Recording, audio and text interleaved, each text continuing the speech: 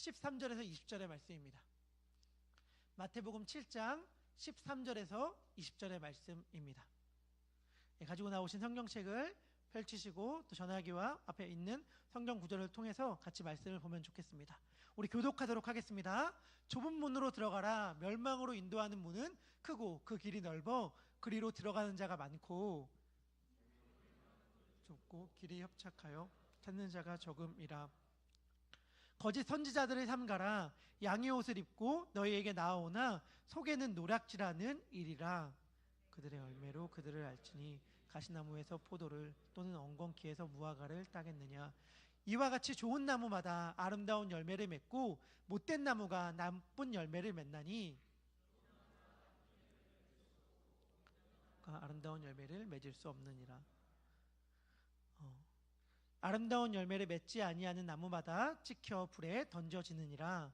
이러므로 그들의 열매로 그들을 알리라. 아멘. 지난 한 주 여러분들은 사랑이 결론인 삶을 사셨습니까? 우리 그리스도인들은 성경 말씀을 따라 살아가는 사람들이잖아요. 그런데 율법이, 선지자가, 성경 전체가 말하는 핵심이 무엇인가? 라고 우리가 들었냐면 누구든지 남에게 대접을 받고자 하는 대로 대접하는 사랑이다 라는 말씀을 드렸습니다.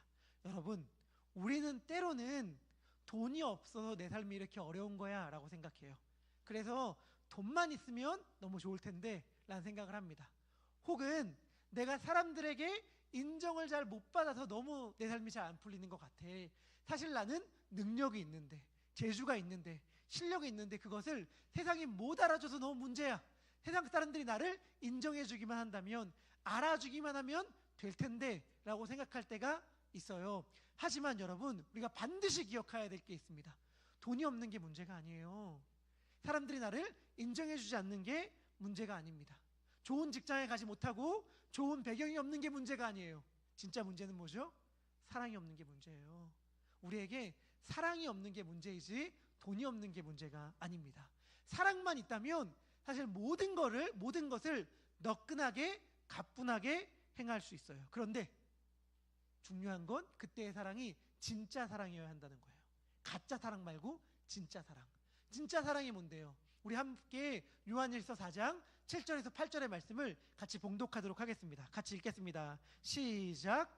사랑하는 자들아, 우리가 서로 사랑하자. 사랑은 하나님께 속한 것이니 사랑하는 자마다 하나님으로부터 나서 하나님을 알고 사랑하지 아니하는 자는 하나님을 알지 못하나니 이는 하나님은 사랑이심이라. 아멘. 이 사랑이에요. 이 사랑. 하나님이 우리들에게 보여주신 그 사랑. 이 사랑을 구해야 하고 이 사랑을 행해야 합니다. 하지만 이 사랑을 하고 싶은데 안 되잖아요. 이 사랑이 마치 우리 안에 없는 것처럼, 행할 수 없다는 것처럼 인식이 되잖아요. 하지만 제가 말씀드렸죠. 하나님이 우리들에게 주신 신약, 새로운 약속은 뭐라고 말씀드렸어요? 내가 행하겠다. 내가 나의 법을 너희 속에 두고 너희 마음에 기록하여 그 일들을 행하게 하겠다고 약속하신 분이 하나님이시잖아요. 다시 말한다면 하나님은 우리들에게 약속하여 주신 거예요. 너희가 이 사랑을 행하려고만 한다면 내가 할 수 있게 해줄게. 이 사랑을 행할 수 있다는 것이 내가 너희들에게 준 새로운 약속, 신약이야 라고 주님은 말씀하여 주셨기 때문에 이번 한 주간 혹시 우리들에게 사랑이 부족했다라고 느끼시는 분들이 계신다면 그 하나님을 신뢰함으로 우리가 받은 그 사랑을 우리의 가족들에게, 이웃에게 행하는 한 주가 되기를 소망합니다. 지금 이 시대의 특징들이 많이 있을 겁니다. 우리가 살아가는 오늘날의 특징들이 많이 있을 터인데 저는 이런 생각을 해봤어요. 오늘날 특징 중에 하나가 무엇일까? 라고 한다면 그것은 아마도 사용 설명서를 읽지 않는 시대다 라고 할 수 있지 않을까라는 생각이 듭니다. 여러분들 사용 설명서 잘 읽으시나요? 여러분들이 전화기를 새로 구입했다, 혹은 컴퓨터를 새로 구입했다, 맥북을 새로 구입했다, TV를 새로 샀다, 가전제품을 새로 구매했다라고 한다면 여러분 그것과 동봉되어 오는 사용 설명서가 있을 터인데 보시는 분들 혹시 있으세요? 전화기 바뀌면 오케이, 사용 설명서 한번 처음부터 끝까지 꼼꼼히 읽어봐야겠다 라고 해서 읽으시는 분들 아마 거의 없을 거예요. 아닌데요, 저는 사용 설명서 잘 읽는데요 라고 하시는 모범생분들 계시죠? 모범생분들, 아무리 그런 분들이라 하더라도 여러분, 만약에 내가 차를 바꿨다 하는데 이 차가 어떤 차인지 한번 사용 설명서 그 두꺼운 것을 처음부터 끝까지 정독하여 읽으시는 분들은 아마도 한 분도 없지 않을까 싶어요. 그런데 이건 문제가 아니에요. 어쩌면 이건 마땅하고 당연하기도 해요. 왜냐하면 그것이 바로 사용 설명서이기 때문에 그래요. 무슨 말이냐? 사용 설명서가 뭐죠? 우리가 사용할 때 도움을 주기 위한 설명서이잖아요. 그런데 우리가 사용하는데 그게 별로 필요가 없어. 우리가 그것을 안 읽어도 사용하는데 전혀 문제가 없어 라고 한다면 읽어볼 필요가 없죠.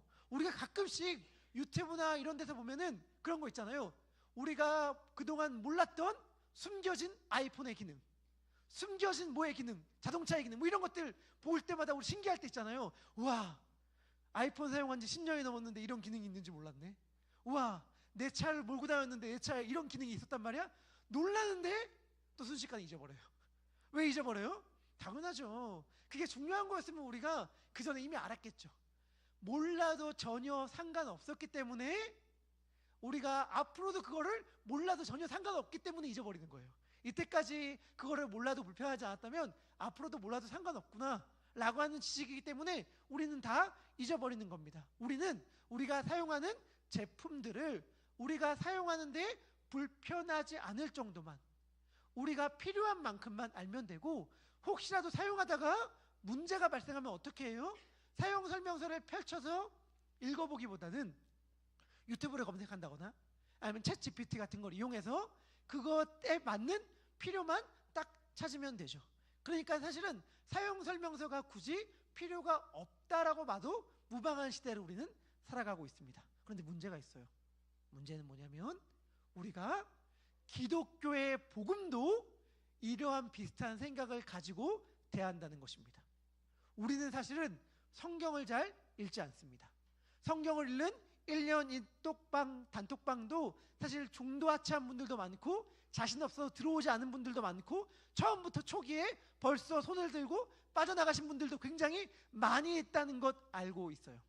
성경을 읽는 분들은 사실은 우리 드뭅니다. 사실 기독교인들이라고 하지만 우리 성경을 잘 읽기보다는 설교 영상을 듣는 데 익숙하고, 기독교 컨텐츠를 유튜브 쇼츠나 릴스로 보는데 친숙한 사람들이죠.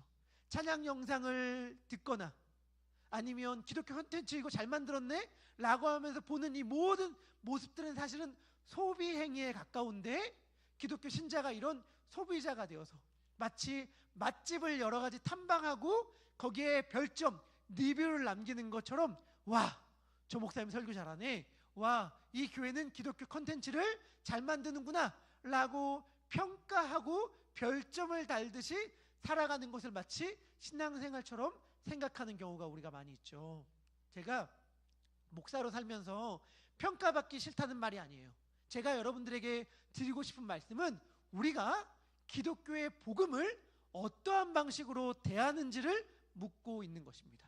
우리는 기독교를, 복음을 일종의 사용 설명서로 여깁니다. 다시 말하면 내 삶을 더 잘 살기 위해서, 내 인생을 더 잘 경영하기 위해서, 혹은 내가 구원받고 천국에 가기 위한 가이드로 기독교의 복음을 사용해요. 그러니까 내가 필요할 때만 끄집어내는 거죠. 힘들 때에 찬양을 들으면서 위로를 받고, 헷갈릴 때에 여러 가지 이럴 땐 어떻게 해야 됩니까? 라고 하는 기독교 컨텐츠를 찾아서 복음을 써먹는 방식으로 기독교를 대합니다. 그래서 굳이 성경을 읽지 않아요. 성경이 복음이 필요한 순간이 오면 그 상황에 맞춰서 유튜브를 검색하거나, 뭐 기독교 AI 초원 같은 게 있는데 그런 것들을 검색해서 찾아보면 되거든요. 그래서 기독교의 복음 혹은 성경을 우리가 너무나도 모르게 되었습니다. 그러한 결과 우리가 성경에 굉장히 무지하게 되었어요. 벌써 오래전에 들은 이야기인데 아마 지금도 별반 달라질 것은 없을 것입니다. 미국의 기독교인들, 크리스천 가운데 상당수가 이렇게 믿고 있다고 해요. 하늘은 스스로 돕는 자를 돕는다 라는 말이 성경에 나온다고 착각하고 있습니다. 그런데 사실 이 말 성경에 안 나오거든요. 그런데 많은 미국의 기독교인들이 이 말이 성경에 나온다고 오해하고 있대요. 그리고 우리가 너무나도 친숙하게 알고 있는 구호, 한 영혼이 천하보다 귀하다, 이런 말도 사실 성경에 안 나옵니다. 물론 성경에 비슷한 말씀은 예수님께서 하신 적이 있어요. 사람이 만일 온 천하를 얻고도 자기 목숨을 잃으면 무엇이 유익하리요? 사람이 무엇을 주고 자기 목숨과 바꾸겠느냐? 라고 말씀하신 적은 있지만 우리에게 너무 친숙한 구호, 한 영혼이 천하보다 귀하다, 이런 말씀은 성경에 나오지 않습니다. 우리는 그만큼 성경을 잘 몰라요. 기독교인이라고 말하지만 성경이 뭐라고 말하는지는 관심 있게 주의 깊게 듣고 읽지 않습니다. 우리 교회 성도님 중에 한 분이 저에게 그런 말씀을 하신 적이 있어요. 자기가 처음은 소위 주차장 신자였다는 거예요. 주차장 신자. 그게 뭔지 아세요? 와이프를 예배당에 잘 모셔놓고 잘 기사 역할을 감당한 다음에 예배 잘 드리고 오십시오 라고 하고, 자기는 기다리고 있다가 감히 저기에 들어갈 수 없다, 내가 나 같은 사람은 감히 저기 들어갈 수 없다, 기다리고 있다가 잘 나오면 다시 모셔서 집으로 데려가거나, 혹은 예배당에 드리긴 하지만 같이 그냥 앉아 있어주는, 같이 예배를 드려주는 신앙생활을 하다가 어느 날 문득 그런 생각이 들었다는 거예요. 아니 내가 그래도 와이프 따라 교회를 나오는데, 아니 내가 그래도 예배당을 드리는 주일날 예배를 나오는데 교회를 나온다고 하면서 성경을 읽고 있지 않았구나, 성경을 읽지 않았구나. 그래서 한번 성경을 처음부터 끝까지 쭉 한번 읽어봐야겠다 라는 생각이 들었대요. 그리고 쭉 처음부터 창세기부터 요한계시록까지 쭉 꼼꼼히 읽은 다음에 자신의 신앙이 완전히 변하기 시작했다는 거예요. 와, 기독교가 이런 거구나, 예수님을 믿는다는 것이 이러한 거구나 라는 것을 깨닫게 됐다는 말을 들었습니다. 우리에게는 이러한 자세가 필요해요. 그리고 성경을 읽다 보면 알게 돼요. 성경을 읽으면 알게 되는 것, 와, 우리가 진짜 성경에 대해 몰랐구나, 우리가 진짜 하나님과 예수님에 대해 몰랐구나 라는 걸 알게 됩니다. 우리 이사야서 55장 7절에서 9절인데요 우리 한 절씩 교독하도록 하겠습니다. 7절 제가 읽고 우리 8절은 우리 같이 교독하도록 하겠습니다. 악인은 그의 길을, 불의한 자는 그의 생각을 버리고 여호와께로 돌아오라. 그리하면 그가 긍휼히 여기시리라. 우리 하나님께로 돌아오라. 그가 너그럽게 용서하시리라. 8절입니다. 이는 너희 생각이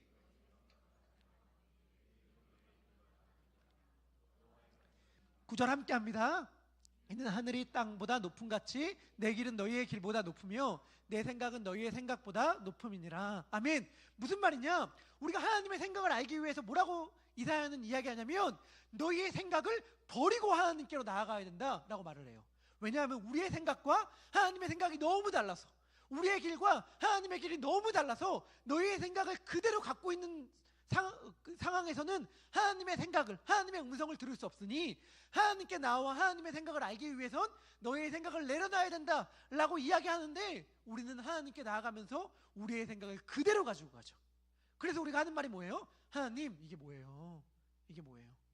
예수님 열심히 믿었는데, 하나님께 열심히 충성했는데, 예배 빠지지 않고 열심히 드리고 큐티하고 헌금생활 열심히 했는데 이게 뭡니까? 라고 우리는 이야기하기 너무 좋아하는데, 그러면 어떻게 해야 되는데요? 여러분 어떻게 해야 되는데요? 하나님께서 어떻게 해야 되죠?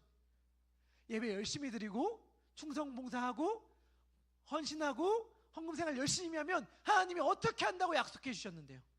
몰라요. 우리는 그냥 우리의 생각과 우리의 판단으로 예배 열심히 드리면 이렇게 해야 되는 거 아니에요? 라고 생각할 뿐인데, 정작 하나님이 우리에게 뭐를 약속해 줬는지는 듣지 않고 우리의 생각대로 판단하고 결정하는 것이죠. 그런데 성경을 차분히 읽다 보면 깨닫게 되는 것이 있습니다. 그게 뭐냐면 성경은 하나님 사용 설명서가 아니라는 거예요. 우리는 성경을 하나님 사용 설명서 혹은 복음 사용 설명서로 오해합니다. 기독교의 능력 사용 설명서로 오해해요. 그래서 하나님의 능력을 받기 위해서, 하나님의 도움을 구하기 위해서는 이렇게 해야 합니다 라는 걸 성경이 가르쳐 준다고 착각해요. 그래서 하나님을 사용하기 위해, 하나님을 써먹기 위해서 성경을 읽는 경우가 얼마나 많은지 모르겠습니다. 하지만 성경은 그런 것들을 우리들에게 이야기해 주지 않아요. 성경이 우리들에게 이야기하는 것은 이겁니다. 온 율법과 선지자의 강령, 그게 뭔데요? 하나님을 사랑하고 이웃을 어떻게 사랑할 수 있는 것인가를 알려주는 것이 성경책이지, 하나님을 어떻게 사용할 수 있는지를 알려주는 것이 성경책이 아니에요.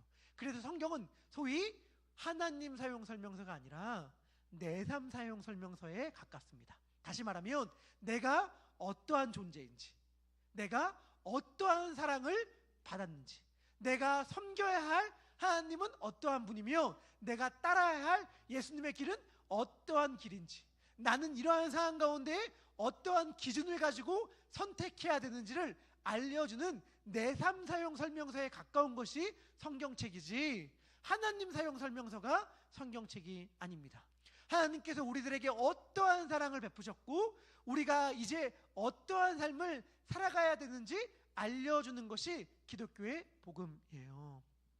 제가 어렸을 적에, 저희 집은 아닌데 제가 다니던 교회는 소위 강남 8학군에 있던 교회였습니다. 그런데 제가 그 교회에서 모든 교회학교 시절, 대학 청년 시절 다 보냈는데, 그때 교회 가면 정말 학창 시절에 많이 들었던 이야기가 있어요. 그게 뭐냐면 예수님 잘 믿으면 학교 성적 잘 받는다 였어요. 예수님 잘 믿으면 공부 잘하게 되니까 예수님 잘 믿어 였고, 예수님 잘 믿어서 공부 잘해서 좋은 대학 가서 하나님께 영광 돌려 라는 이야기를 정말 많이 들었고, 또 봐봐, 저 형아, 저 누나, 저 언니, 저 오빠 신앙생활 열심히 하더니 좋은 대학 갔잖아, 너도 그래야 돼 라는 이야기를 정말 많이 들었어요. 그래서 그 결과 어떻게 되었는가? 그 결과 그런 이야기를 많이 듣던 학생들은 어떻게 되냐면 시험 기간이 되면 다 교회를 빠집니다. 왜냐하면 좋은 대학에 가기 위해 예수님을 믿었거든요. 그런데 살면서 알게 돼. 뭘 알게 되냐면 좋은 대학에 가기 위해선 예수님이 아니라 학원에 가는 게 더 필요하구나 라는 걸 알게 돼요. 예수님 잘 믿으면 성공해서 돈 많이 법니다 라는 이야기를 어렸을 적 달콤하게 들었는데 알게 돼요. 아, 예수님을 잘 믿는 게 돈을 많이 버는 길이 아니라 어떻게 하면 세상 사람들의 조언을 잘 받아서 좋은 데 투자하고 좋은 정보 알아서 좋은 걸 경영하는 게 더 돈을 잘 버는 길이라는 걸 알게 되는 순간, 내가 원하는 목적지에 예수님이 아니라, 신앙이 아니라 다른 것이 더 잘 데려다 주는구나 라는 걸 알게 되므로 예수님을 떠나게 되는 거죠. 내가 원했던 목적지에 더 빨리 가는 길, 더 좋은 교통수단을 알게 되는 순간 구닥다리 오래된 차라고 여겼던, 혹은 구불구불한 비포장 도로와도 같은 복음의 길, 예수님의 길을 내던지고 그 길을 택하게 되는 거예요. 외로워서 사람들 만나서 교제하려고 교회 나왔어요. 좋은 사람들 많이 만난다고 해서요. 그런데 등산 모임이, 하이킹 모임이, 자전거 모임이, 아이들 어머니 모임이 더 재밌고 더 유익해. 그러면 이제 교회를 떠나고 그런 모임에 참석하게 되는 거죠. 마치 동아리를 바꾸듯이 말이에요. 예전에는 이민 오면 다 알고 계시죠? 초창기의 이민 세대. 교회를 나올 수밖에 없어. 모든 정보를 다 교회에서 얻었기 때문에. 그런데 이제는 교회 말고 다른 곳들이 그런 정보들을 훨씬 더 잘 제공한다는 걸 알게 되는 순간 교회에 나와야 될 필요성을 잊어버리게 되는 거죠. 그런데 기독교 복음은 그런 게 아닙니다. 기독교 복음은 내가 원하는 목적지에 더 빨리 도착하게 해준다는 약속이 아니에요. 더 쉽게, 더 편안하게 여러분들이 가고 싶은 목적지로 안내해드립니다, 이동시켜드립니다 라고 말하는 게 기독교의 복음이 아닙니다. 예수님께서 사역을 시작하시면서 외치셨던 말씀, 회개하라, 천국이 가까이 왔느니라. 예수님이 말씀하셨잖아요. 회개하라라는 말을 제가 왕을 바꾸라 라는 말이라고 설명해 드렸는데, 동시에 어떠한 의미가 있냐면 목적지를 바꾸라는 말씀입니다.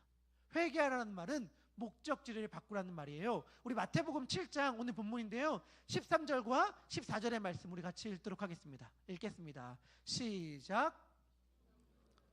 멸망으로 인도하는 문은 크고 그 길이 넓어 그리로 들어가는 자가 많고, 생명으로 인도하는 문은 좁고 길이 협착하여 찾는 자가 적음이라. 아멘. 예수님이 말씀하시는 거예요. 목적지가 두 곳이 있다. 하나는 멸망이고 하나는 생명이다. 그런데 회개하라라는 말은 뭐냐면 멸망으로 가는 그 길에서 생명으로 가는 그 길로 목적지를 옮겨라 라고 말하는 것이고, 이 이야기를 들려주는 것이 기독교 복음이에요. 다시 말하면 기독교의 복음은 너희들의 길을 탄탄대로로 만들어줄게. 너희들의 길을 쫙 깔린 8차선 프리웨이로 만들어줄게 라고 약속하는 것이 아니라 너희들의 목적지를 멸망이 아니라 생명으로 바꿔줄게 라고 하는 약속인 거예요. 그러니까 우리가 예수님을 믿게 되면 뭐가 바뀌는가? 우리의 인생의 구불구불한 인생의 고난들이 쫙 펴져서 이제부터는 고난 없어지고 환난 없어지고 눈물 그쳐지고 이제부터 살맛나는 인생, 재미있는 인생 쫙 펼쳐지는 성공가도가 너희들에게 약속된다 라고 말하는 게 기독교의 복음이 아니라 너희들의 목적지의 그 끝이 생명이 될 것이다. 너희들의 그 끝이 멸망이 아니라 생명이 될 것이다 라고 약속하는 것이 기독교 복음입니다. 오늘 보면 15절은 이렇게 이야기합니다. 우리 15절의 말씀 우리 같이 읽도록 하겠습니다. 시작. 삼가라 양의 옷을 입고 너에게 나오나 속에는 노략질하는 일이라. 아멘. 여기서 말하는 그 탄탄대로 넓은 길, 멸망으로 인도하는 그 길로 안내하는 사람들을 거짓 선지자라 라고 말할 수 있을 것입니다. 여기서 거짓 선지자들은 신천지, JMS, 몰몬교, 사이비 교주와 같은 자들이 아니에요. 물론 그러한 사람들도 포함될 수 있겠지만 여기서 거짓 선지자들은 누구냐? 라고 한다면 이렇게 요약할 수 있습니다. 우리들에게 생명을 줄 것처럼 다가오는 모든 것들. 그러니까 마치 우리들에게 이렇게 하면 생명을 얻을 수 있을 거야, 이렇게 하면 잘 될 수 있을 거야, 이렇게 하면 만족과 행복을 얻을 수 있을 거야 라고 다가오는 모든 것들, 하나님이 아닌 그 모든 것들은 다 거짓 선지자들입니다. 이것에 대하여 좀 더 자세히 설명하는 게 16절의 말씀인데요, 우리 16절의 말씀 같이 읽도록 하겠습니다. 읽겠습니다. 시작. 그들의 열매로 그들을 알지니 가시나무에서 포도를 또는 엉겅퀴에서 무화과를 따겠느냐. 아멘. 여기를 보면 제가 좀 어렵게 일부러 가시나무와 엉겅퀴 옆에 그리스어를 적어놨습니다. 왜냐? 이 한 절에 가시나무와 엉겅퀴가 동시에 나오는 또 다른 성경 말씀이 있거든요. 그 말씀을 보여주기 위해 이렇게 적어놨는데 거짓 선지자들이 누구냐? 예수님이 말씀하셨어요. 그들의 열매로 그들을 알지니 가시나무에서 포도를 엉겅퀴에서 무화과를 따지 못한다. 다시 말하면 예수님께서 계속 설명하시는데 나쁜 나무는 나쁜 열매를, 좋은 나무는 좋은 열매를 맺는다는 말씀을 통해서 우리가 알 수 있는 건 뭐냐면 거짓 선지자들은 가시나무를 엉겅퀴를 내는구나 라는 걸 알 수 있어요. 그런데 제가 말씀드렸듯이 가시나무와 엉겅퀴가 나오는 또 다른 성경 말씀이 있습니다. 창세기 3장 18절입니다. 우리 같이 읽도록 하겠습니다. 읽겠습니다. 시작. 밭에 채소. 아멘. 여기도 완전히 똑같은 가시덤불과 엉겅퀴가 나옵니다. 근데 이 말씀이 뭐냐? 아담이 선악을 알게 하는 나무의 열매를 먹은 다음에 받았던 저주예요. 네가 아무리 열심히 농사한다 하더라도, 땀을 흘리며 노동을 한다 하더라도 땅은 너에게 가시덤불과 엉겅퀴를 낼 뿐이다 라고 하나님은 저주하셨어요. 근데 이 저주를 왜 받았죠? 왜 받았죠?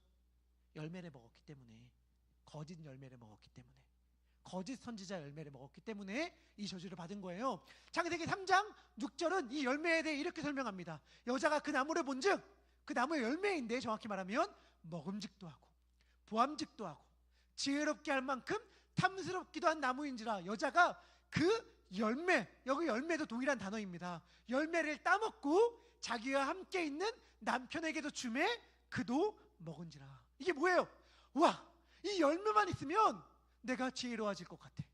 와, 이 열매만 있으면 내가 행복할 것 같아. 이 열매가 나에게 진짜 생명을 줄 것 같아. 이 열매가 완전히 나에겐 쫙 펼쳐있는 탄탄대로의 넓은 길 같아. 이 열매만 먹는다면, 그 길로만 간다면 내 인생 잘 펼쳐질 수 있을 것 같아 라고 했던 열매가 이 아담이 하와가 먹었던 열매였어요. 그게 뭐죠?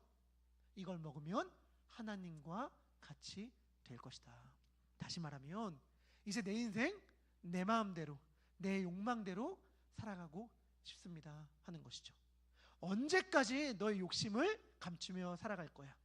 너가 하고 싶은 대로 너의 욕망을 꿈꾸며 살아가. 그리고 너의 욕망을, 너의 목적을 이루기 위해 하나님을 사용해도 괜찮아 라고 말하는 것이 거짓 선지자가 걸어가라고 이야기하는 길이에요. 그리고 여러분 그것이 우리들의 삶이 이토록 피곤하고 힘들고 지친 이유입니다. 우리는 때로는 이렇게 오해해요. 예수님 믿는 거 너무 힘들다. 그리스도인으로 살아가는 건 너무 힘들다.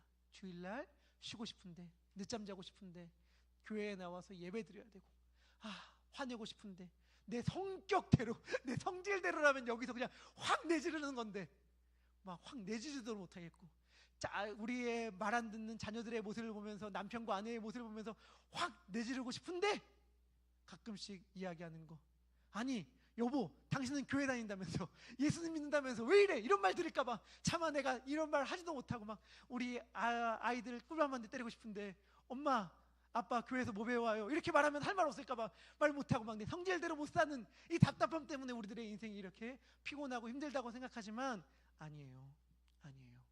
아까 말했잖아요. 거짓 선지자들이 이야기하는 그 길은 넓어 보이고 그래서 많은 사람들이 가는 길인데요, 그 길이 어떠한 길이라고요? 가시덤불과 엉겅퀴를 내는 길이라고요. 그 길을 걸어가는 게 그렇게 피곤하고 지치고 힘든 이유는 그 길이 거짓된 길이었기 때문에 그렇습니다. 우리 가운데 가끔씩 그런 생각하시는 분들 있다는 것 제가 너무 잘 알아요. 내가 차라리 예수님을 몰랐다면, 내가 차라리 예수님을 늦게 알았다면, 죽기 전에 믿었다면 내 인생이 참 지금보다는 쉽지 않았을까? 편안하지 않았을까? 행복하지 않았을까? 내가 하고 싶은 대로 다 하고 살아갔다면 얼마나 좋을까? 괜히 예수님 믿어가지고 내 욕심대로, 내 욕망대로 하고 싶은 것도 못하고 살아가는 게 너무 아쉽다 라는 생각을 여러분들 혹시 하시나요? 여러분들 질문해 볼게요. 예수님 모르고 살던 때 그렇게 행복했습니까? 예수님 알지 못하고 살아가던 그 시절이 그렇게 즐겁고 만족스러웠고 하루하루가 참 꿀같았다고 여러분들 생각되시나요? 예수님 안 믿고 살아가는 주위의 수많은 세상 사람들, 여러분들이 볼 때 우와 저 사람 너무 좋다, 부럽다, 와 저 사람 너무 행복해 보인다, 나도 예수님만 몰랐다면 저렇게 행복하게 살 수 있었을 텐데, 이런 생각이 들 정도의 그렇게 만족스러운 삶 살아가고 있던가요? 찬란하고 영광된 삶을 그들은 살아가고 있나요? 아니잖아요. 예수님을 알지 못하는 인생이 정말 가시덤불과 엉겅퀴의 인생일 수밖에 없는 이유는 그들이 우리보다 더 악해서 혹은 더 게을러서가 아니에요. 그들이 걸어가고 있는 그 길이 결국에 도달하는 장소가 멸망으로 가는 길이기 때문에 그렇습니다. 그 반대의 길은 어떤가요? 예수님을 따라가는 길은 좁아요. 맞아요. 길이 협착해요. 그래서 찾는 이가 적어요. 그런데 여러분 오해하면 안 돼요. 오해하면 안 되는 게 뭐냐면 그 길은 눈물 쏟는 가시밭길이 아니에요.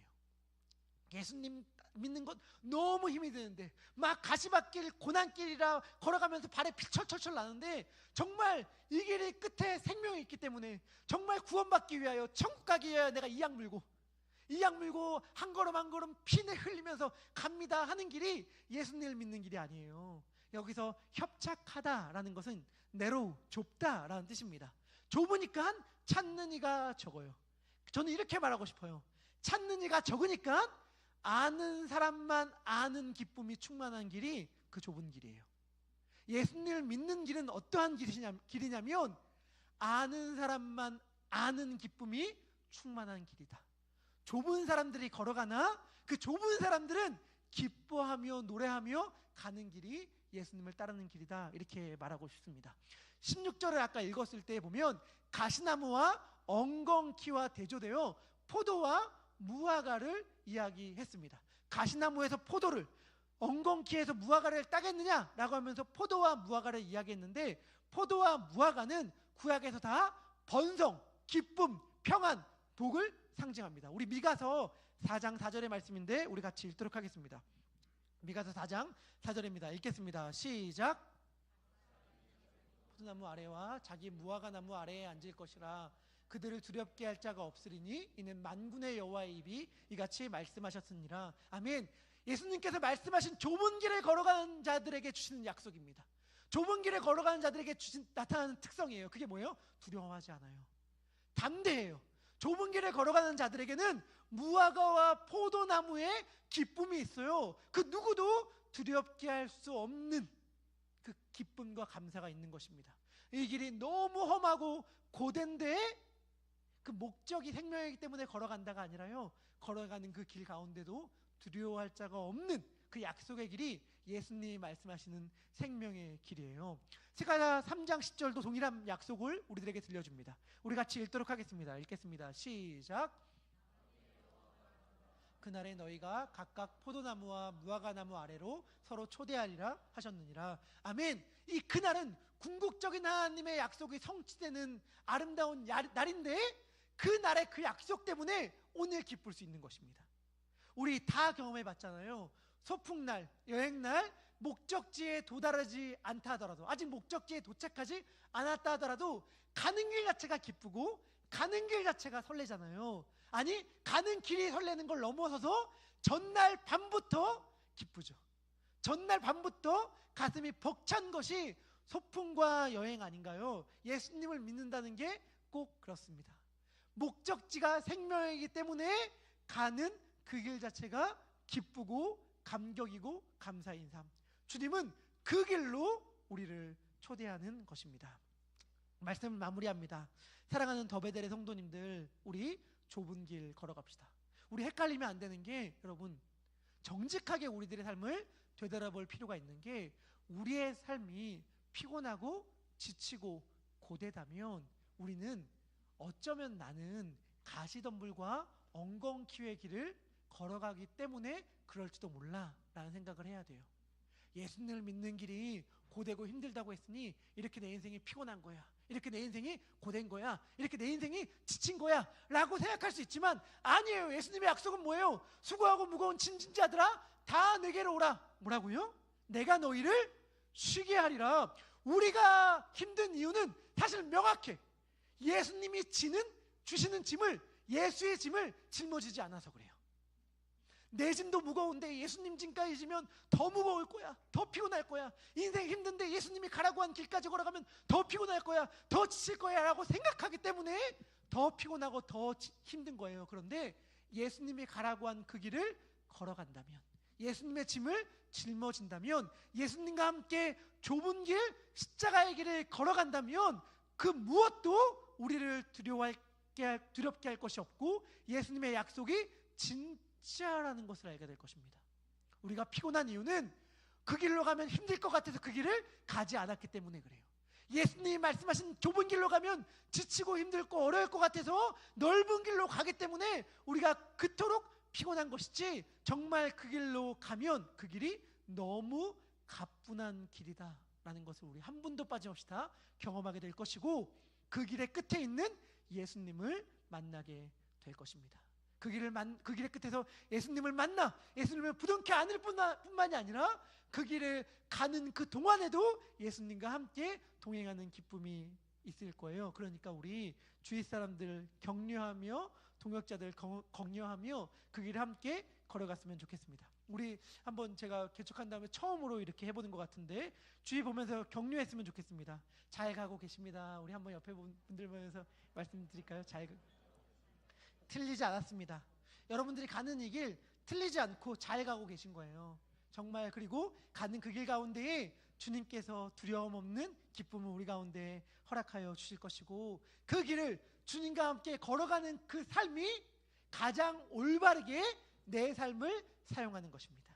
주님은 우리들에게 우리의 삶을 어떻게 하면 잘 사용할 수 있을 것인지 올바른 내 삶 사용 설명서를 이렇게 날마다 알려주십니다. 주님께서 알려주신 설명서에 합당하게 살아가는 우리 모두가 되기를 소망합니다. 우리 그러한 마음을 담아서 우리 함께 찬양하도록 하겠습니다. 우리 찬양